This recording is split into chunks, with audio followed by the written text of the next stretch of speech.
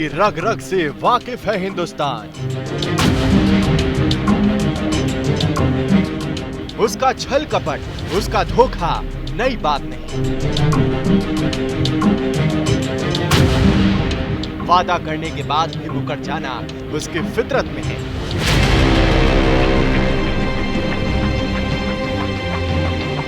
ऐसे धोखेबाज पड़ोसी पर कैसे यकीन करे हिंदुस्तान।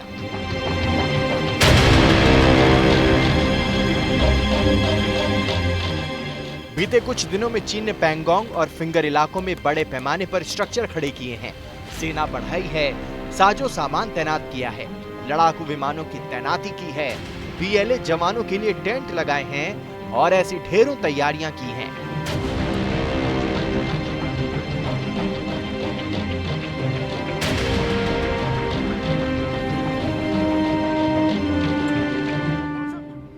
लेकिन अब वो उम्मीद कर रहा है कि भारत अपनी सैन्य ताकत को एलएसी से हटाए, जवानों को वापस बुला ले। खुद अपने सैन्य और साजो सामान में इजाफा करने वाला चीन खुद के वादे पर अमल न करके हिंदुस्तान को ज्ञान बांट रहा है। चीन ने एलएसी पर बफर जोन बनाने का सुझाव दे डाला। मतलब वो चाहता है कि उसकी बीएलए जितना पीछे हटे उतना ही पीछे भारत की सेना भी हटे और एक बफर जोन बनाया जाए।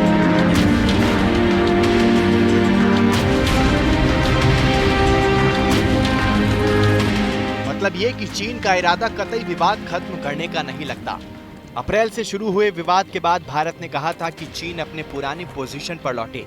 इसके तहत फिंगर 4 तक पहुंचे चीन को फिंगर 8 तक खिसकना था, अपनी गलती सुधारनी थी। फिंगर 4 और फिंगर 8 के बीच करीब 8 किलोमीटर की दूरी है, लेकिन अब तक चीन फिंगर 4 से महज 1 से 1.5 किलोमीटर ही पीछे खिसका है। फिलहाल वो फिंगर 5 और फिंगर 6 के आसपास मौजूद है और उम्मीद कर रहा है कि भारत पीछे खिसक जाए।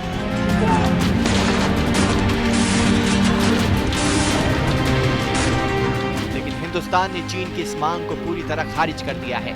समझौतों को ताक पर रखने वाले धोखेबाज पड़ोसी को बता दिया गया है कि उसकी शर्त कतई मंजूर नहीं। चीन की करतूतों को देखकर नहीं लगता कि वो अपनी पुरानी पोजीशन पर लौटेगा।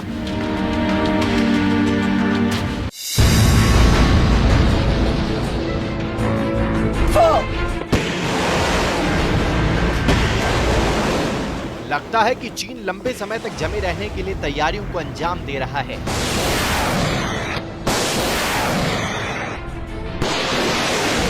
ऐसे में हिंदुस्तान के लिए यह बेहद जरूरी है कि हर वक्त ऐसे दुश्मन पर नजर रखी जाए।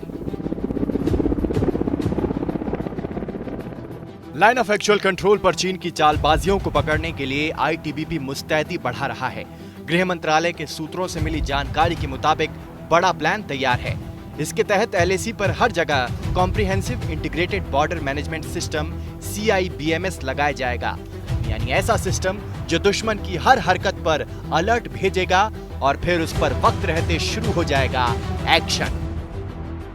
लाइन ऑफ एक्चुअल कंट्रोल पर ड्रैगन की हर एक हरकत पर नजर रखने की भारतीय सुरक्षा एजेंसियों ने तैयारी कर ली है। अगर वो किसी भी तरीके की गतिविधि को अंजाम देने की कोशिश करेगा तो उसको वहीं पर ध्वस्त कर दिया जाएगा। जी हां, ये तैयारी है इलेक्ट्रॉनिक सर्विलांस के जरिए उन पर नजर रखना। आईटीबीपी को इसके लिए कुछ जगहों पर जहां दर्रे हैं वहां की बीओपी में comprehensive integrated border management system तैनात किया गया है। इसका सीधा मकसद है कि रडार यानी इससे अगर किसी भी मूवमेंट की कोशिश करता है चीन तो इन सर्दियों में उस पर बड़ी नजर होगी। आईटीबीपी चीन के साथ लगी 3448 किलोमीटर लंबी सरहद की निगरानी करती है। इसमें 23 दर्रे भी शामिल है। आईटीबीपी की योजना है कि हर दर्रे में निगरानी के लिए अत्याधुनिक सिस्टम लगाया जाए। जानकारी के मुताबिक कई जगहों पर सिस्टम को लगाने का काम भी पूरा हो चुका है। सरकार ने फैसला लिया है कि CIBMS comprehensive integrated border management system का विकल्प ढूंढा है, जो कि जितने भी पासेस हैं उसको पूरी तरह से मॉनिटर किया जाएगा। देखिए, चीन का इनग्रेस, चीन का जो घुसपैठी है वो इन पासेस के ही माध्यम से होता है, क्योंकि माउंटेनियस टेरेन में ये रोड तो है नहीं, जितना प्लेन्स में रोड्स होते हैं उतना संभव नहीं है, क्योंकि माउंटेन उसकी अनुमति नहीं देता है। तो पासेस के माध्यम से ही जो चीन है वो हमारे क्षेत्र में घुसता रहा है।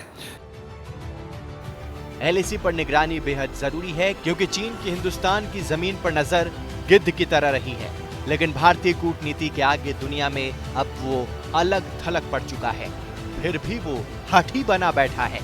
सूत्र बताते हैं कि दोनों देशों में आगे भी सैन्य स्तर पर बातचीत जारी रहेगी, ताकि विवाद को सुलझाया जा सके।